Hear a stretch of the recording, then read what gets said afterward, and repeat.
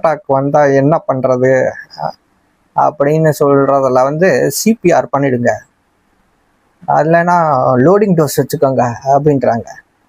CPR பண்ணுறதுனா எப்படி CPR பண்ணுறது? நீங்களே சொல்லுங்கள், எப்படி சிபிஆர் பண்ணுறது? ஏதாவது ஒரு 4 வீடியோ போட்டாதாக தெரியும் எப்படி சிபிஆர் பண்ணுறதுன்னு.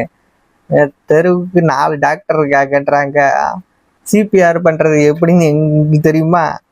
ஸ்கூலில் சொல்லி கொடுத்தாங்களா, காலேஜில் சொல்லி கொடுத்தாங்களா, இல்லை போகிற இடத்துல எங்கேயாவது பார்த்துருக்கோமா? சிபிஆர் பண்ணுங்கன்றீங்களே, சிபிஆர் எப்படி பண்ணுறது சொன்னாதாங்க தெரியும்.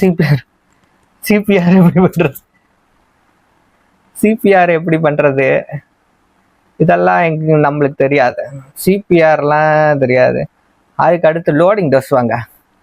லோடிங் டோஸில் பார்த்தீங்கன்னா 3 மாத்திரை சொல்கிறாங்க. 3 மாத்திரையில் வந்து ஆல்ரெடி அவன் ஹார்ட் அட்டாக் வந்து அவன் வாயில் மாத்திரை போட்டால் உள்ளே போகுமா போகாதா?